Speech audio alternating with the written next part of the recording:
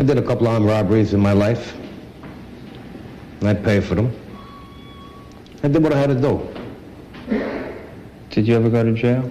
Yeah, How many times? a few times. Did you kill? Did I what? How did it get started? Why is it here?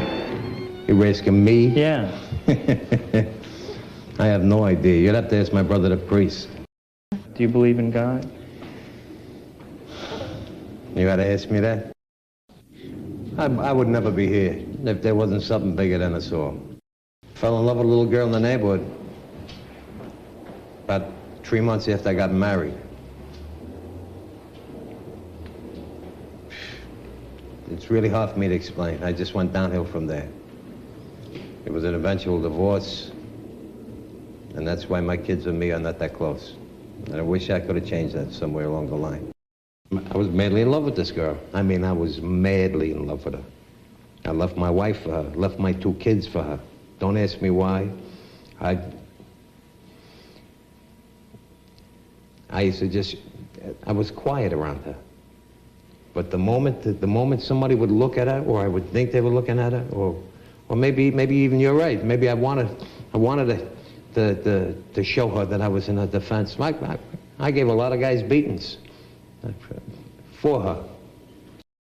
We were in Sheepshead Bay one night, Joe's Clam Bar, and I was inside getting cigarettes, and she was outside ordering whatever, and some sailor came by and was talking to her, and I freaked out, and I'm telling you, I freaked out. I went outside and I just started wailing on him, but I mean, I gave him a beating. I mean, I overdid it, you know. I wasn't in my right head.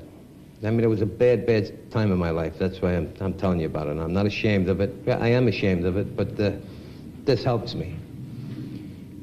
When I was done giving him that beating, I threw him over the rail into the water, into the bay, and he hit the boat.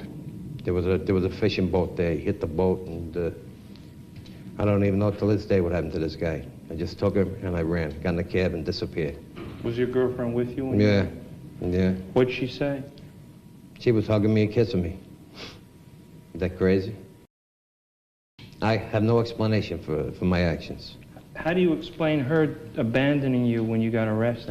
I have none for that.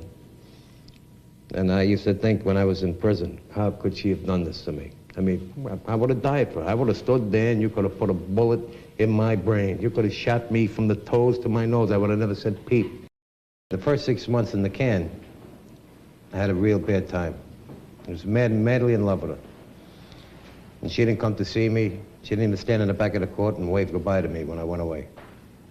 And for the first 6 months in the can, I was, yeah, you didn't want to know me. I was a dangerous, dangerous kid. And then one morning I woke up and then I could breathe again. It was gone. It was all over. The best day of my life is the day I fell out of love with that girl. When we were young in Brooklyn, there was every couple of neighborhoods, every couple of blocks had their own bunch of guys. But you were Italian. Were you fighting against Italians? We were fighting Irish and blacks. So who shot you? An Irish guy. shot me on the church steps of St. Brendan's Cathedral. That's where we had the fight, right on the steps of the church. And what were you fighting over? They had walked into our neighborhood. I worked in construction for a while when I was young, when I first got married. And my marriage failed. And I started running with the wrong type of guys, and I found myself doing a lot of bad things. What'd you do? Armed robberies,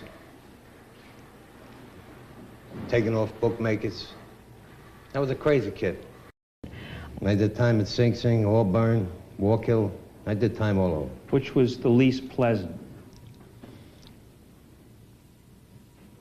None of them are real special. My full name? Gennaro Anthony Sirico, Jr. And people call you? I'm stuck with the name Junior. You don't like it? I'm 45 years old. Would you like it? What are you frightened of?